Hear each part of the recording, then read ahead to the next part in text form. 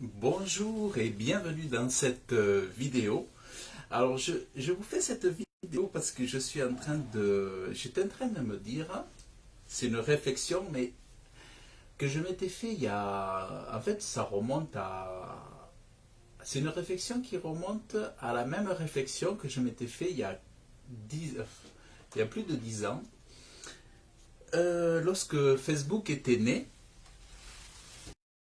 Il y a un truc qui me faisait bizarre, c'est que Facebook appelait des amis les gens qui s'ajoutaient sur un profil d'une personne. Et à l'époque, c'était choquant, je dirais, parce que on sait tous ce que c'est qu'un ami. Un ami, c'est quelqu'un qui vous aime, qui vous apprécie, qui écoute vos paroles. Un ami, c'est quelqu'un avec qui vous échangez. Un ami, c'est quelqu'un que vous voyez. C'est quelqu'un qui a un lien avec vous parce que ce que vous êtes, ce que vous dites, ce que vous faites lui plaît. Et je trouvais bizarre que virtuellement, sur un logiciel, sur un outil comme Facebook, je trouvais bizarre à l'époque que Facebook appelle les gens comme ça qui s'abonnent à quelqu'un un ami. Bon. Et je trouvais ça pas bien, je trouvais ça vraiment faux, quoi. Et moi, je me rappelle à l'époque, quand on m'avait parlé de Facebook, je pense que c'était dans les années 2003 ou 2005 à l'époque.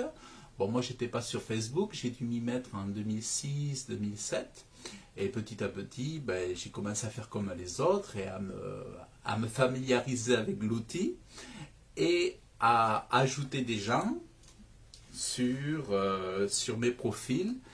Et effectivement, à l'époque, j'avais retrouvé quelques vieilles connaissances, et comme ça, des personnes qui étaient au lycée ou des personnes que j'avais connues autrefois ou comme ça, ou des fois peut-être, voilà.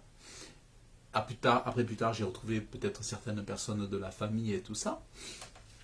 Mais ce que j'étais en train de penser là en travaillant, vous voyez, je suis devant mon ordinateur, ce que j'étais en train de penser, c'est que tout ça, c'est une grosse fumisterie, comme on disait, comme on dirait, ou une grosse arnaque. Parce qu'en réalité, les réseaux sociaux vous font croire que vous avez des amis, vous font croire que ces gens-là sont des amis, enfin, les gens avec qui on est soi-disant en train de parler, de partager les publications et tout ça, mais alors qu'en réalité, c'est pas vrai du tout. C'est pas vrai du tout. Et c'est pas vrai du tout, d'autant plus qu'on le voit que les gens qui sont connectés à un profil n'écoutent pas cette personne et ne sont pas du tout intéressés par ses publications. Par exemple, bon, admettons, il y en a certains qui ont quelques amis, d'autres qui en ont plus, d'autres qui en ont beaucoup. Mais par exemple, sur un profil comme le mien, c'est assez hallucinant. Sur un profil comme le mien, par exemple, où il y a 4900 abonnés ou des choses comme ça, c'est stupide d'avoir 4900 abonnés et d'avoir peut-être 3 personnes qui regardent mes vidéos. Parce qu'en réalité, ce que je me rends compte, c'est que quand je fais des vidéos, et je suis content de les faire, je me rends compte qu'en fait, il y a 3 4 personnes qui écoutent les vidéos et que le reste ne le regarde pas. Donc ça veut dire que par l'exemple, on voit très bien que ces gens-là, ils se sont accrochés à un profil, mais ce profil ne les intéresse pas du tout. Et moi, généralement, ce que je fais, c'est que quand je m'abonne à des profils ou que j'ai envie d'ajouter quelqu'un comme ami, c'est pas parce que c'est mon ami, mais c'est parce que j'ai un intérêt pour ses publications. Et là encore, ça a du sens parce que salut David. Là, ça a du sens si on se connecte à quelqu'un, on va dire c'est pour lire ses contenus, c'est parce qu'on trouve que sa réflexion est intéressante. Et je trouve que la logique voudrait que si ça ne nous plaît pas, on se désabonne, c'est-à-dire on s'enlève de la personne et puis voilà. Donc c'est là où c'est complètement stupide. Facebook, c'est une grosse arnaque Et c'est une illusion. C'est-à-dire que le virtuel, les réseaux sociaux sont un outil, bon, pour moi, c'est clairement un outil d'évangélisation, mais par ailleurs, c'est aussi un outil de marketing. C'est-à-dire que dans mon entreprise où je crée des sites internet, où je fais du marketing pour mes clients, pour qui eux, mon travail, c'est de faire en sorte que mes clients ils aient de la visibilité sur les moteurs de recherche. Donc je leur fais du marketing et le but c'est comment dire, de leur faire des sites internet et d'utiliser aussi les réseaux sociaux pour pouvoir proposer, enfin, mettre en avant leur marque. Donc c'est vrai que dans cette finalité-là, les réseaux sociaux peuvent être intéressants. Parce que moi, par exemple, j'ai trouvé des clients qui étaient à Paris, qui ont... bonjour mon frère Yécréel, que Dieu te bénisse aussi abondamment dans le nom de Jésus. Et j'ai des gens, par exemple, qui... parce que moi, je fais des produits pas chers. C'est-à-dire, devant Dieu, j'avais ouvert mon entreprise en 2017 et je voulais aider les gens, les petits artisans, les petits commerçants et tout ça. Et j'ai des gens qui m'ont trouvé, des entrepreneurs qui lançaient leur entreprise, qui m'ont trouvé grâce à Facebook, grâce à des pages Facebook sur lesquelles je partageais des créations de logos, des créations de flyers, et toujours des choses pas chères. Parce que pour moi, c'est important de... je ne me vois pas faire vendre des prestations chères, même en étant entrepreneur. Bon, enfin, ça c'est un détail. Ce que je voulais dire, que là ça a du sens, c'est-à-dire quand ça a une finalité pour pouvoir proposer des produits et tout ça, mais si on reste dans l'idée que c'est des amis, c'est faux. On peut être même frustré, parce que moi ça me faisait rigoler, parce que je prépare, bon, je fais des vidéos, tout ça, et je le fais pour l'amour de Dieu.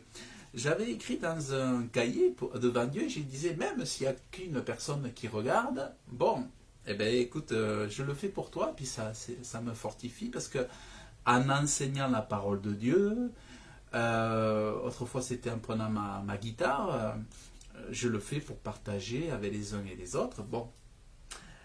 Et, mais si c'est pour avoir, comment dire, de la visibilité de façon... et pour être en connexion avec des soi-disant amis, ce n'est pas le cas. Puisqu'en réalité, on se rend compte qu'il n'y a pas d'amis. Il n'y a pas d'amis. Et puis en plus, la plupart du temps, c'est qu'une personne va vous suivre 2 jours, 3 jours, 7 jours, et après elle va vous lâcher et aller grignoter à d'autres personnes. Donc, tout ça, c'est une illusion.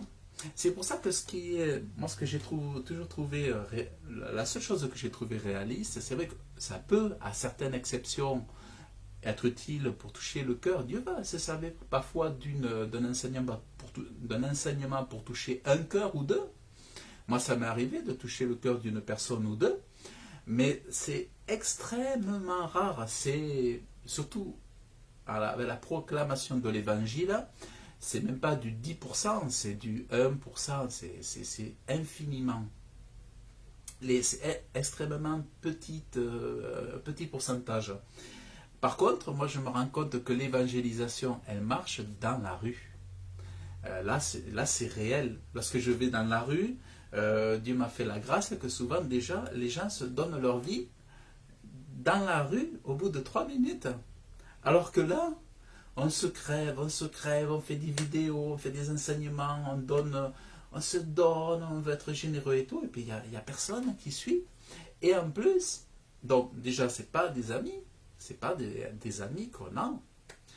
Ce sont des gens qui se sont connectés par curiosité, qui ont voulu s'ajouter, et puis finalement qui ne savent même plus qui vous êtes, que vous existez. Et en plus, qui n'étaient pas vraiment intéressés par vos contenus, enfin par mes contenus par exemple. Donc c'est là où je trouve que c'est la bêtise. Donc moi des fois je me dis, mais tu devrais rouvrir un compte à partir de zéro et ne plus accepter d'amis et n'accepter que ceux qui t'écoutent.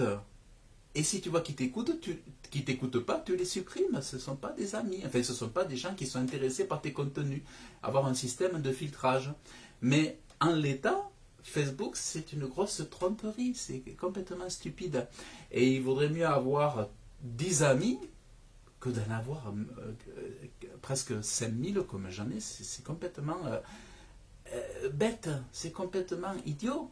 Et c'est vraiment le constat que j'ai à chaud là que je vous partage parce que je me dis c'est vraiment stupide.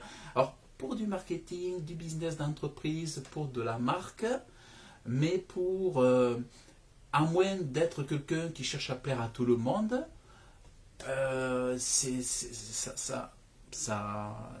je trouve que c'est vraiment une illusion.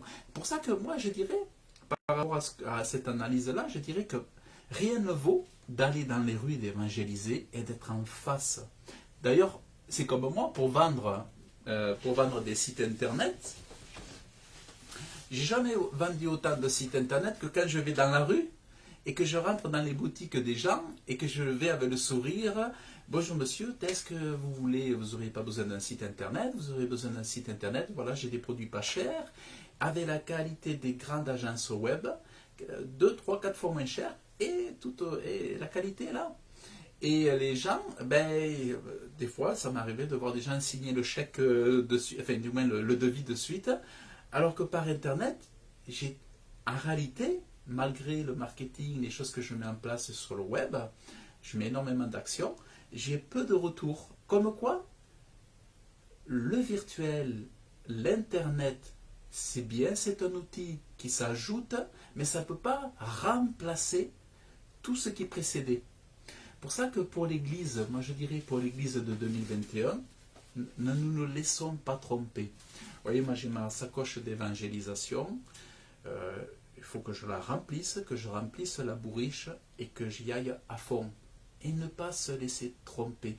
Ça peut, de temps en temps, ça va venir s'ajouter, tant mieux, mais rien ne vaut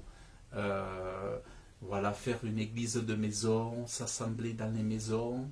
Moi c'est des trucs que j'ai à cœur aussi. Je me dis, dès que je pourrai recevoir du monde, peut-être que dans le milieu de l'année 2021, là, j'aurai plus de place, je pourrai recevoir des gens et même faire ma petite église à la maison, dans le Lot-et-Garonne, Dieu voulant, on va voir. Mais ce que je veux dire, c'est que, voilà, ne nous trompons pas. Le malin est rusé, et ruse aussi les chrétiens qui voudraient substituer ces canaux par les anciennes méthodes. Moi, je le lisais encore ce matin dans la parole de Dieu. Jésus, il était dans la rue, repentez-vous, et puis il avait certainement les sourires, il avait la force, la grâce sur lui, la bonté, la miséricorde, il venait guérir. C'était la vraie vie, c'est-à-dire que c'était la vraie vie la plupart du temps. Tout le temps, je veux dire. Alors que nous, c'est uniquement, on va dans la rue, de temps en temps, et puis après le reste, on s'enferme, on s'isole devant nos écrans. Et donc, la vraie vie, c'est dans un petit peu de ces 24 heures, mais le reste, c'est caché derrière des écrans. Donc, c'est vrai qu'il faut arrêter de se laisser convaincre que la vraie vie, elle est là, que les vraies actions sont là, parce que ce n'est pas le cas. Et que les vraies actions, la vraie vie, le vrai impact qu'on peut faire dans la vie des autres sera sur le terrain. Et je dirais que cette réflexion nous amène, je dirais, à dire oui, c'est vrai. Repartons dans les rues. Oh, j'ai perdu la... Oh, mais c'est pas là. Et repartons dans les rues et revenons aux bonnes méthodes. Méditons vraiment les actes des apôtres. Demandons la puissance de Dieu. Et puis voilà. Et donc voilà, c'est ça que je voulais mettre sur cette histoire de Facebook là. En plus, ils censurent, ils font les censures, après ils changent les algorithmes. Parce qu'autrefois, par exemple, moi je me rappelle quand je faisais des petites vidéos qui étaient un peu moins bien en termes de qualité, moi j'avais déjà beaucoup moins mes enseignements étaient pas comme aujourd'hui, c'était bien inférieur à aujourd'hui, mais j'avais pourtant 1000 vues, 2000 vues, des fois 3000 vues, parce que les algorithmes me permettaient quand même d'avoir de la visibilité. Et c'est-à-dire qu'un profil autrefois Facebook qui avait beaucoup d'amis, ça permettait à un maximum de voir dans le flux d'actualité quand même les vidéos, les contenus. Aujourd'hui, avec les algorithmes Facebook, il n'y a plus que 10 personnes qui vous voient. Enfin, c'est rare.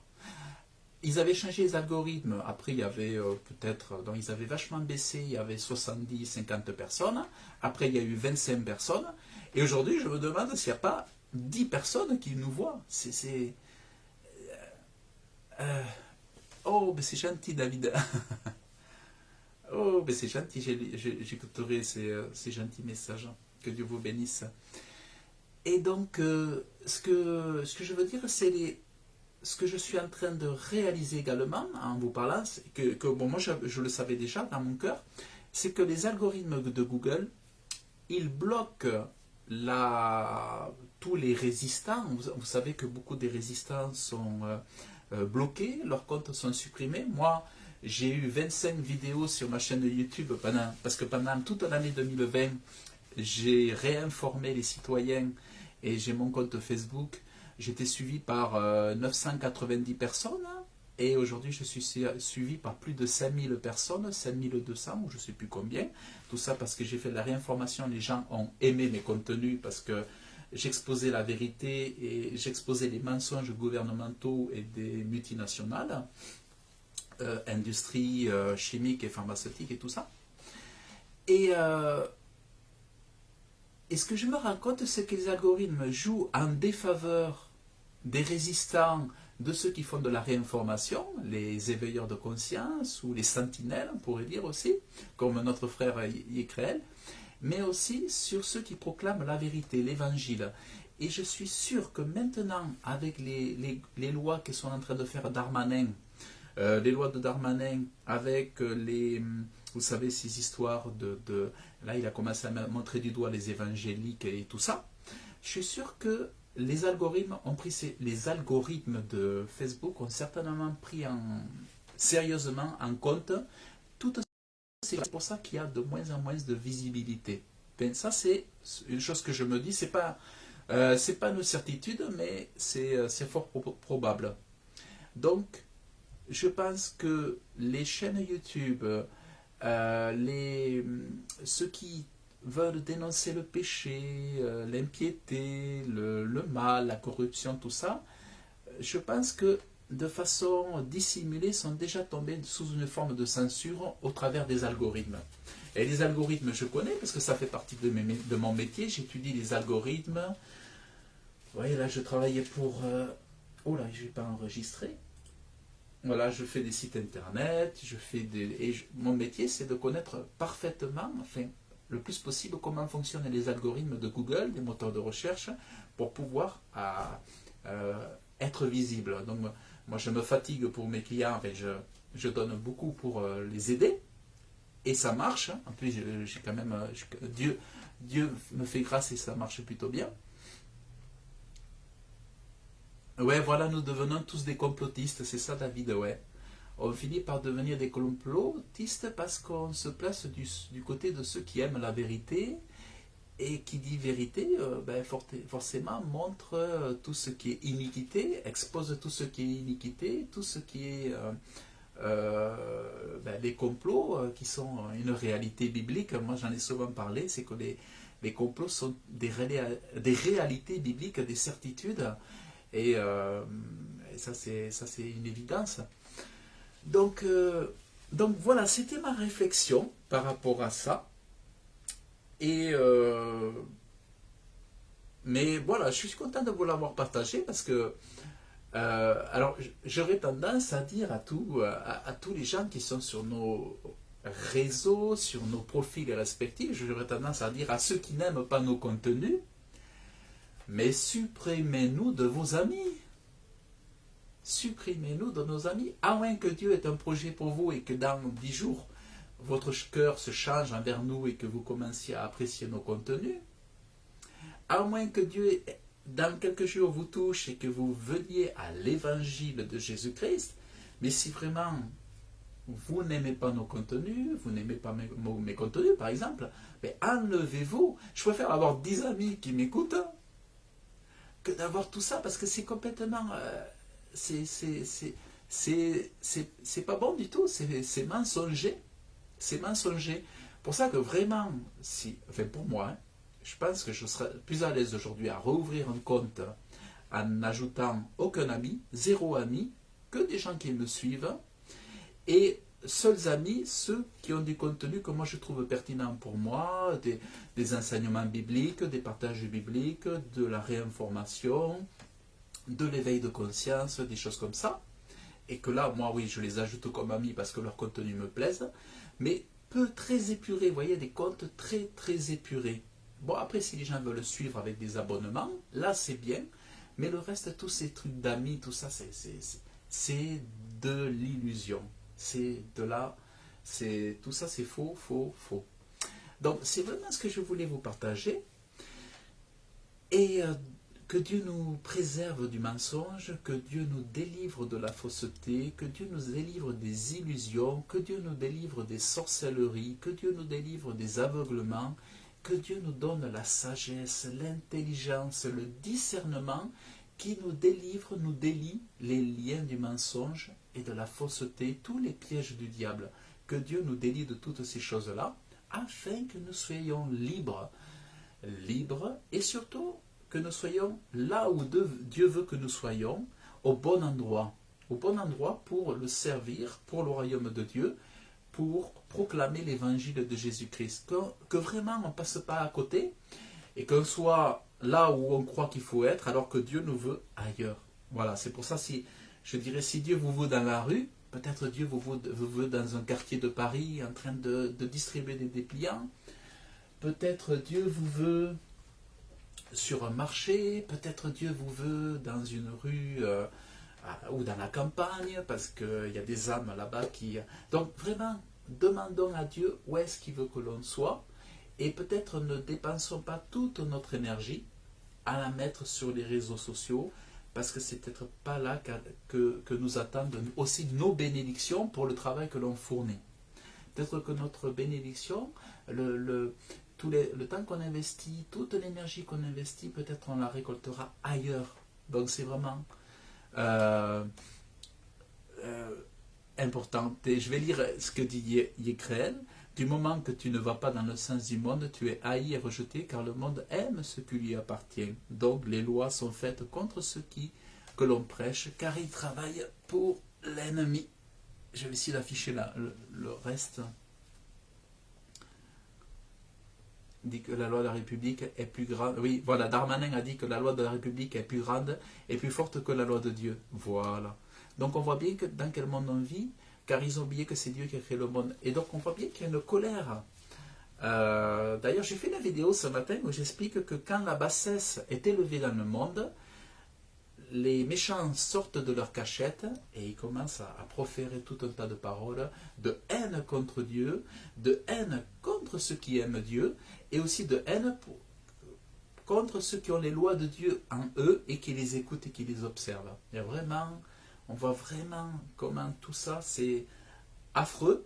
Par contre, nous avons un rôle, c'est-à-dire on peut faire venir la lumière par notre sainteté, par notre consécration et par notre piété. Ça, c'est vraiment très très important de le comprendre, et ça, c'est vraiment quelque chose de très solennel. C'est que c'est par notre piété qu'on va aider nos nations. C'est par notre piété, par notre... ce que je disais ce matin à Dieu dans la prière, c'est que la grandeur de Dieu, c'est sainteté à Dieu. C'est la sainteté. Dieu est sainteté. Et Dieu, ce qu'il aime, c'est quand on l'adore, c'est quand les anges, les êtres de lumière, les fils de Dieu disent sainteté à Dieu. Nous, les hommes ici-bas, dans la bassesse, c'est le péché, la corruption qui sont insensés. Hein. C'est le mal, l'hypocrisie, le mensonge, la tromperie, l'adultère, tout ça, c'est les plaisirs du moment, le péché.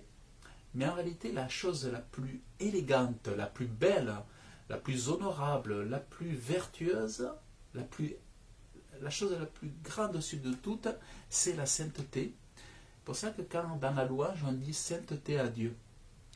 Donc finalement, c'est la piété et la sainteté qui nous permettront de venir aider les gens qui sont autour de nous, et finalement d'avoir aussi cet impact autour de nous, dans la vie des autres, et de rayonner pour justement faire reculer toutes ces ténèbres, tous ces méchants qui se propagent. On voit on voit bien qu'il y a plein de choses qui apparaissent aujourd'hui qui n'existaient pas, qui n'avaient plus existé depuis de longues années. Le racisme qui revient, la délation, des propos terribles, de la haine dans les entreprises, dans le milieu professionnel. On voit des choses que les gens ne voyaient plus depuis longtemps et ça ne fait qu'augmenter. Voilà, donc voilà ce que je voulais partager avec vous. Et visage découvert cette fois-ci, parce que d'habitude j'ai pris l'habitude de vous montrer ma Bible, parce que ce que j'aime à ces vidéos où je vous montre ma Bible, c'est que vous voyez les versets. Et je vous fais promener au travers de la parole de Dieu, et vous voyez les versets, vous voyez tout, vous voyez que c'est tout la vérité. Vous voyez vraiment que c'est la vérité, et c'est ça que j'aime beaucoup dans ce format de vidéo, c'est que je vous accompagne avec moi pour lire. Et c'est ça que je trouve très, très, très chouette, dans la mesure où vous arrivez à lire le contenu lorsque la vidéo est en ligne, parce que des fois dans les streaming, parfois il y a les vidéos, je ne sais pas pourquoi elles se lisent plus, alors que pourtant elles sont en haute définition. Voilà, donc ce que je voulais partager avec vous, attention aux illusions, attention au virtuel, soyons vraiment prudents, que Dieu nous réveille sur cet aspect-là, et ne comptons pas pour amis les gens qui ne sont pas nos amis. Soyons vraiment dans la vérité, dans la conscience de cette vérité, que ce n'est pas des amis. C'est des connexions, c'est des choses comme ça. Donc, ne nous laissons pas tromper. Voilà, donc que Dieu vous bénisse abondamment. Merci je vais relire vos commentaires. Hein. Dès que j'ai fini la vidéo, je vais relire vos commentaires tranquillement. Et je vous remercie, je vais tous les lire. Que Dieu vous bénisse abondamment dans le nom de Jésus. Et j'espère que le format, j'ai changé d'angle, vous aura plu. Que Dieu vous bénisse abondamment. Merci à mon frère David aussi, à Yécrel pour les commentaires. Que Dieu vous bénisse abondamment pour votre travail aussi, pour vos bonnes œuvres en Jésus-Christ. Et je vous dis à très bientôt.